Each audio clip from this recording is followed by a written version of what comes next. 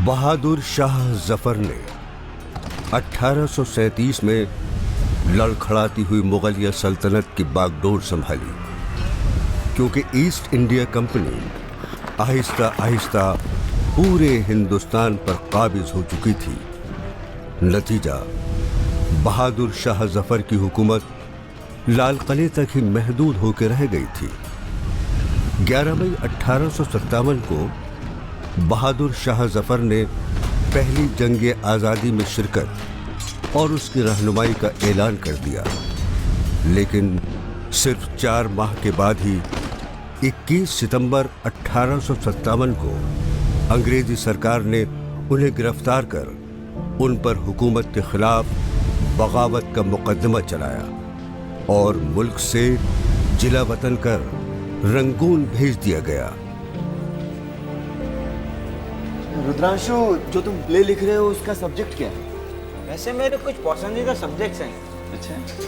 हाँ, वैसे मेरा पसंदीदा सब्जेक्ट है मेरा हिंदुस्तानी होना।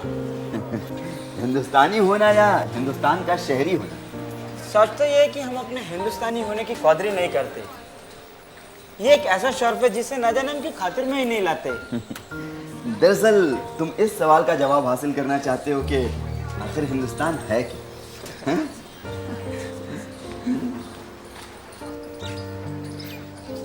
क्या कोई कौम में ज्यादा हिंदुस्तानी भी हो सकता है क्या? Hello guys. हाय। हेलो। ये इंडियन आइडेंटिटी के डिफरेंट एस्पेक्ट्स को क्यों डिस्कस किया जा रहा है? वैसे मैं तुम्हारी मदद कर सकती हूँ। हाँ। मैं इंग्लैंड से हिंदुस्तान इसलिए आई हूँ कि मैं अपने हिंदुस्तानी होने को पूरी तरह समझ सकूँ। सारा, हम तो रुद्रांशु के प्ले के बारे में गुफ्तगू कर रहे थे, ओह, ताकि इसके सब्जेक्ट को हम इंडिया वॉच की कैटेगरी में रख सकें। अच्छा अच्छा, तो ये किस्सा है। अगर तुम्हें बुरा ना लगे तो मैं तुम्हें कुछ बता सकती हूँ। हाँ हाँ हाँ, क्यों नहीं। ऑफ कोर्स प्ले का बैकग्राउंड हिस्टोरिकल होगा। For example the last emperor Bahadur Shah Zafar, उनकी ज़िंदगी, उनके हालात। ऐसी क्या चीज़ थी जिसके गम में सारी ज़िंदगी बहादुर शाह जफर घुलते रहे? उनके लिए हिंदुस्तान क्या था और वो हिंदुस्तान के लिए क्या है? यार, यहाँ एक सवाल और उठता है। अगर तुम बहादुर शाह जफर के बारे में लिख रहे हो तो बाबर क्यों छोड़ दिया? भाई, बाबर तो मुगल सल्तनत के पहले बादशाह थे। आफ्ताब, हमें जिस सवाल का जवाब ढूंढना चाहिए वो ये है कि ऐसी क्या चीज़ है जो इंडियन आइडेंटिटी को बनाती है? यस, मैंने सोच लिया कि मैं अपने प्ले का टाइटल बाबर की औलाद रखूंगा। Great title, but why Rudra Babar की औलाद? बिकॉज बाबर से ही तो हिंदुस्तान की तलाश शुरू होती है। मैंने सोचा, बहुत दिन से मेरे जहन में ये बात थी कि क्या कोई एक नया तरीका हो सकता है इसी बात को कहने का, जिसको लोग आसानी से समझ सकें और आसानी से उसको स्वीकार कर सकें, उसको मान सकें। या तो एक किताब लिखते, एक नॉवल की शक्ल में लिखते, या बहुत बड़े लेख लिखते, लेकिन क्योंकि मुझे अनुभव रहा है कुछ स्टेज का, और स्टेज पर जो चीज़ करी जाती है, कही जाती है, उसका एक बहुत दूर तक असर जाता है, तो मैंने कहा कि क्यों ना कोशिश करें। बाबर से चलकर बहादुर शाह जफ़र की जो कहानी है वो किस तरह ये बताती है कि ये कहानी हम सब की है, ये देश की है, मुल्क की है, और जितना बहादुर शाह जफ़र का कंट्रीब्यूशन रहा है उसको तो कोई नकार नहीं सकता, लेकिन इस कंट्रीब्यूशन की शुरुआत कहाँ हुई थी, इसका आगाज़ कहाँ हुआ था, इसकी रूट्स कहाँ पर हैं, जड़ें कहाँ पर हैं, ये पूरी बात समझने की आवश्यकता है। इसलिए मैंने सोचा कि मैं ये एक ड्रामे की शक्ल में, थिएटर की तरह प्रस्तुत करूं, देखें फिर लोगों का क्या रिएक्शन होता है। रुद्रा, तुम क्या सोच रहे हो? बहादुर शाह के सब्जेक्ट पर रिसर्च करने के रंगून जाना ज़रूरी है। आई एग्री विद यू, तुम्हें ज़रूर जाना चाहिए। मैंने फैसला कर लिया है, मैं रंगून ज़रूर जाऊंगा। कोई बात नहीं, अगर ऐसे नहीं जा पाए तो खबर ख्यालों में चले जाना।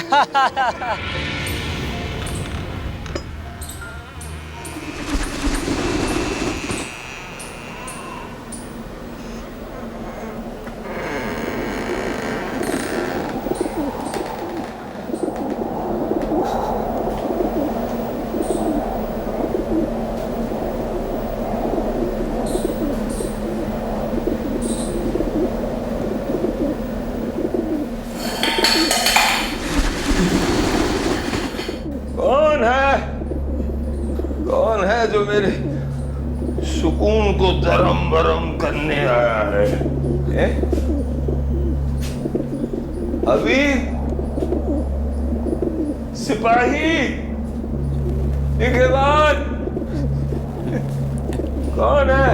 जी मैं कौन? मेरा मतलब है कि मैं हूँ। मैं तुमको देख नहीं पा रहा हूं।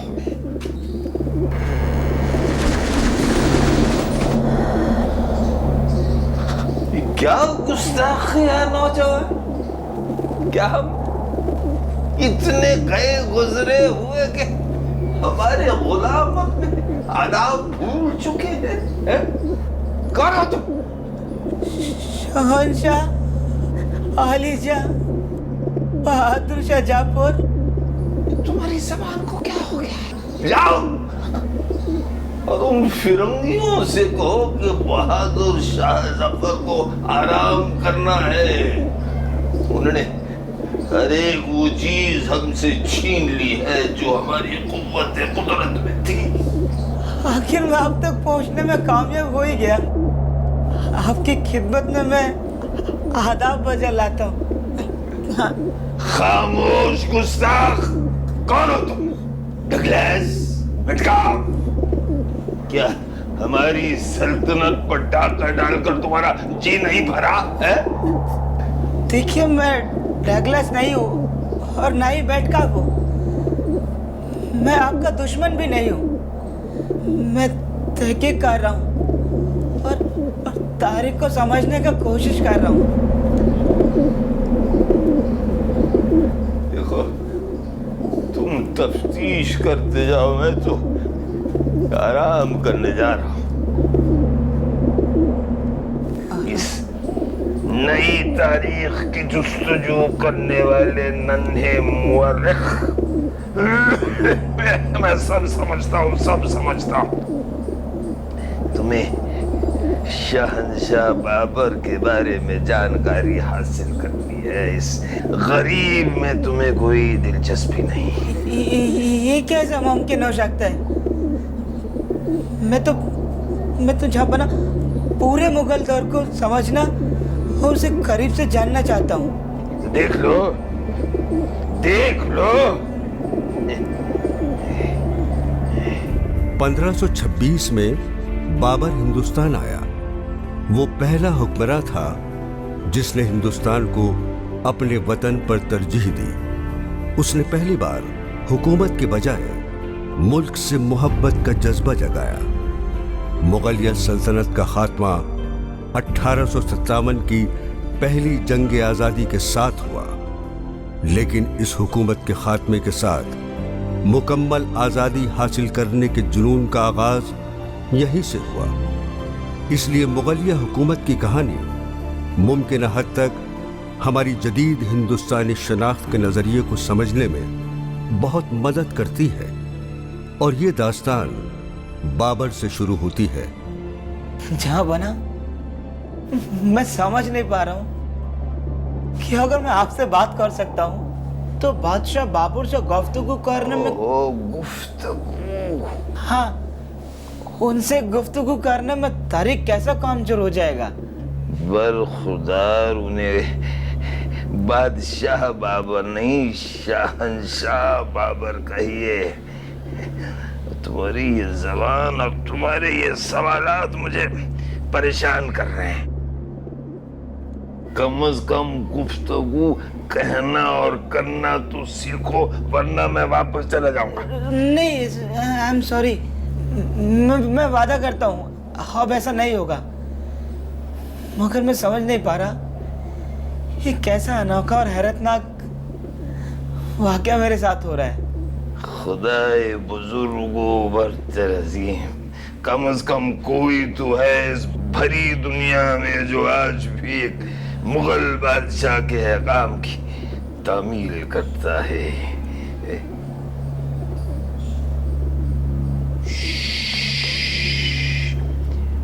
शहंशाह बाबर हिंदुस्तान के बारे में वो कुछ कह रहे हैं और वो भी अपनी मखसूस आवाज बुलंद में।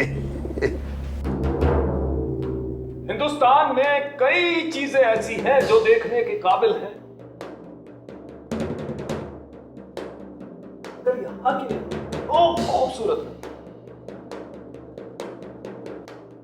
दोस्ताना समाज के बारे में तो इन्हें कुछ भी नहीं मालूम। ना तो ये ज़हीन है और ना ही इनमें दानिशमंदी की खुसूसियात। और हाँ, इनके पास ना तो अच्छे घोड़े, ना खाने का अच्छा गोश्त, रसीले अंगूर और मीठे तरबूज भी नहीं है। ना तो इनके अवामी हमाम अच्छे हैं और ना ही इनके तालीमी इदारे। इनके पास ना तो अच्छी कंदील और मशाले हैं, और तो और इनके पास अच्छे शमादान तक नहीं है। आलम पना, गुस्ताखी के लिए माफी चाहता हूँ। अगर हम इस सरजमी के बारे में ऐसा ही महसूस करते हैं तो हम वहां क्यों नहीं चले जाते जहां के हम हैं। सच्ची बात कही मिर्जा तुमने। वाकई सब्जो शादाब काबुल में वापसी हमारे लिए बेहतर होगी।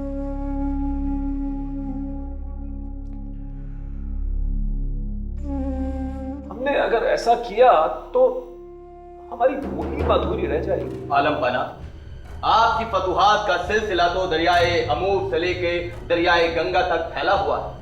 दुनिया की 2 ताकतवर नदियों ने आपको अपनी मोहब्बत से सरफराज किया है, लेकिन आप महज हिंदुस्तान की मोहब्बत में अपनी बेशकीमती जिंदगी को क्यों खतरे में डालते हैं?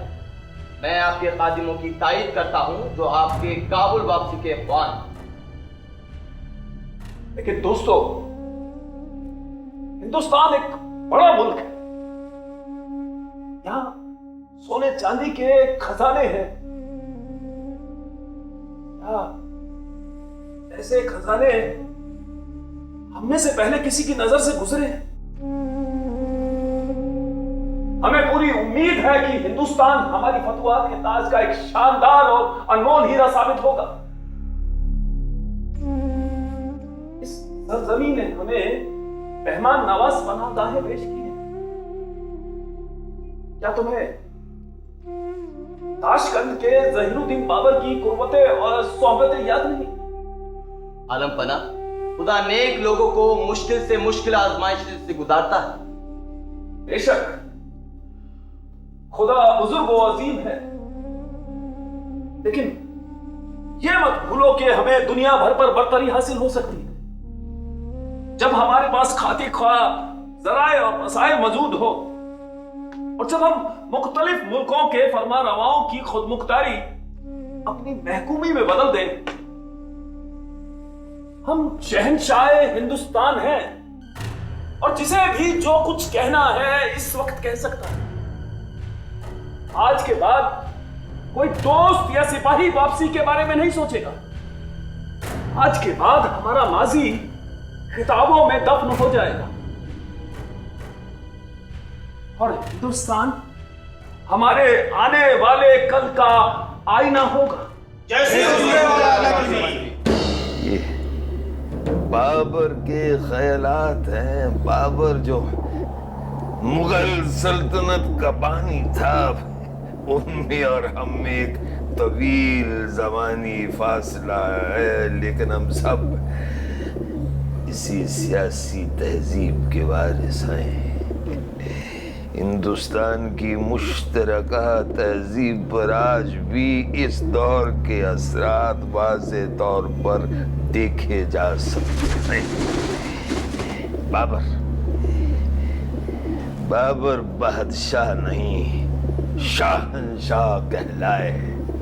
वो शहंशाह जिन्होंने कभी मालूम मता के लालच में किसी दूसरे मुल्क का रुख नहीं किया।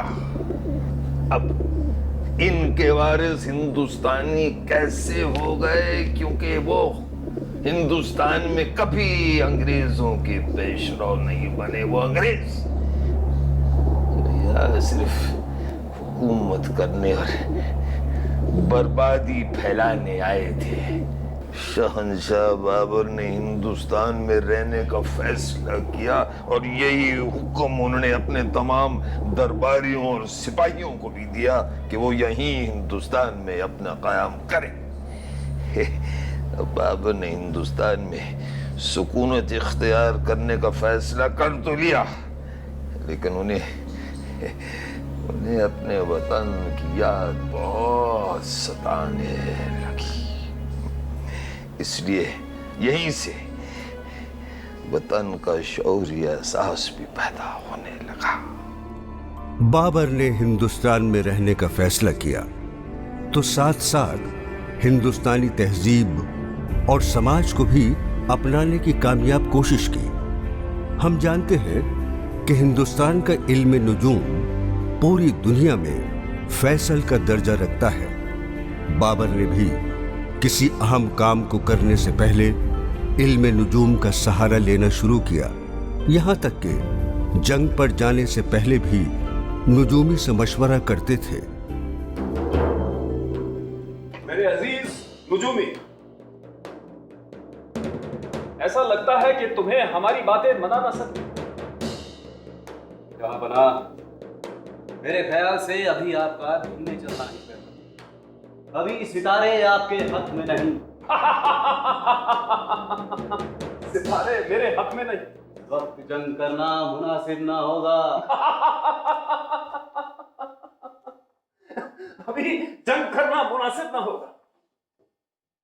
मोहम्मद शरीफ, क्या तुम ये चाहते हो कि हम जंग ना करें? आपके सितारे हिंदुस्तान के मुस्तकबिल पर हमेशा दरख्शां रहेंगे। ये बात मैंने उस वक्त भी कही थी जब आप काबुल से रवाना हुए। लेकिन हर चीज का एक वक्त तय होता है। लेकिन हम अपने लोगों को दोबारा इन दुश्वार गुजार रास्तों से मुसीबत में मुब्तला नहीं कर सकते। अमन और अमान हमारे लिए नहीं है।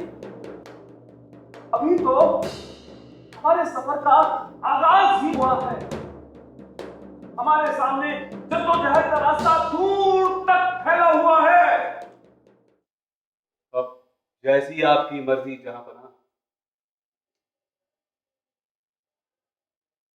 हमारी ख्वाहिश है कि हम अपनी बेगम को यहाँ के शानदार दरिया और आगरा के खूबसूरत बागात दिखाएं। लेकिन सबसे पहले हम ये चाहते हैं कि अपने शहजादे और वली अहद मिर्जा हुमायूं को इन अजायबात का नजारा कराएं।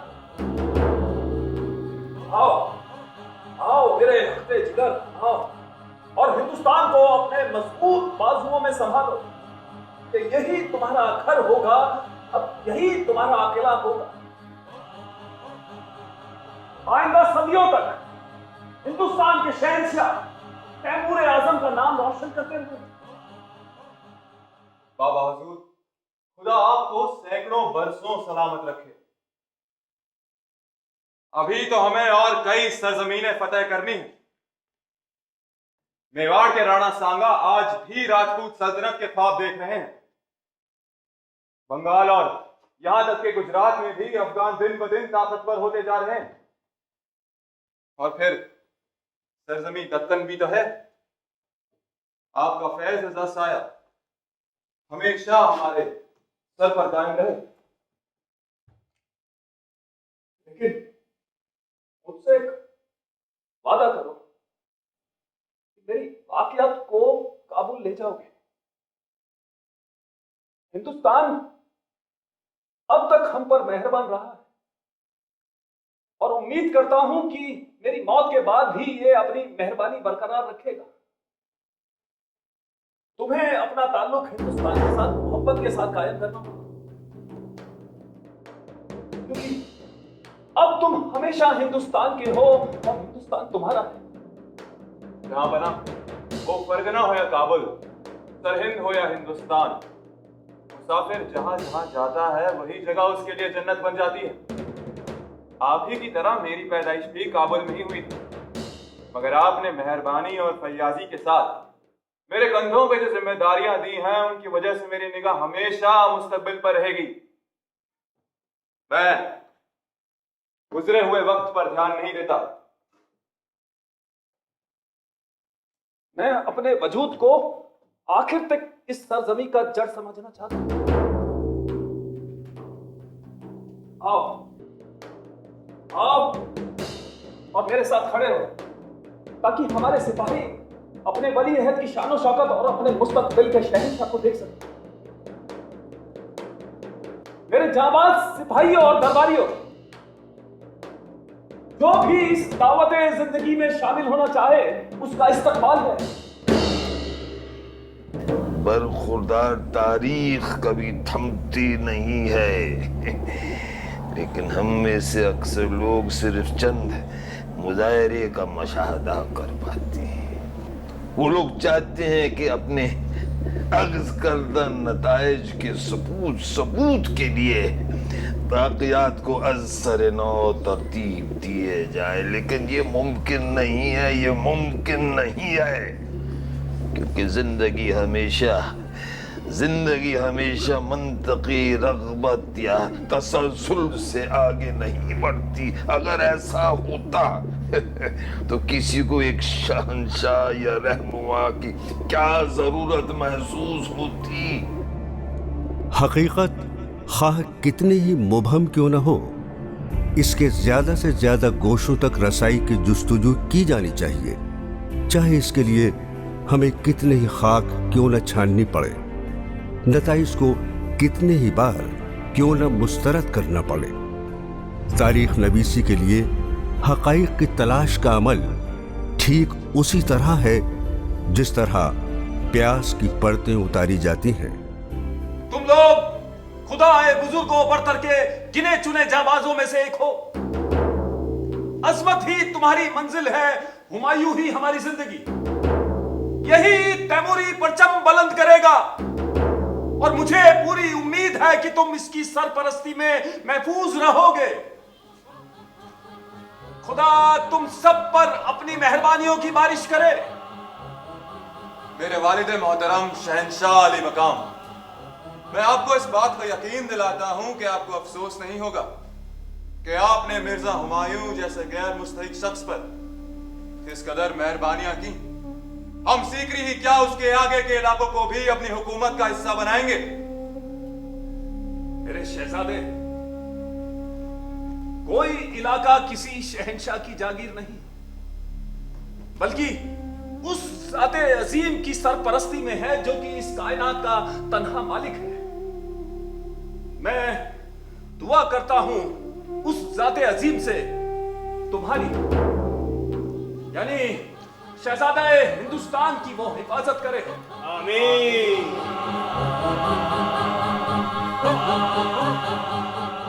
और मेरे जवान तारीखदान, जहां तक शहंशाह बाबर का इस हिंदुस्तानी सरजमीन के लिए अजनबी होने का ताल्लुक है, तो पानीपत में शिकस्त खाने वाले इब्राहिम लोदी से कम अजनबी नहीं थे। और बाबर ने हिंदुस्तान में जिस हुकूमत की बुनियाद डाली, वो हुकूमत तकरीबन 325 साल तक चलती रही।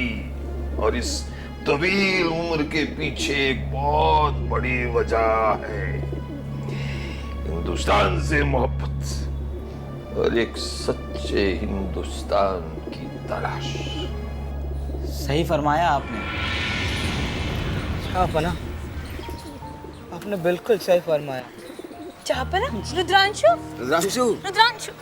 ओह, मामला क्या है? यार, मुझे बहादुर शाह जफर के साथ रहने का एक अजीब व गरीब तजुर्बा हुआ। ये तजुर्बा उस जमाने से ताल्लुक रखता है जब वो जिंदा थे। मुझे ऐसा तजुर्बा दोबारा जरूर नसीब होगा। मुझे उम्मीद है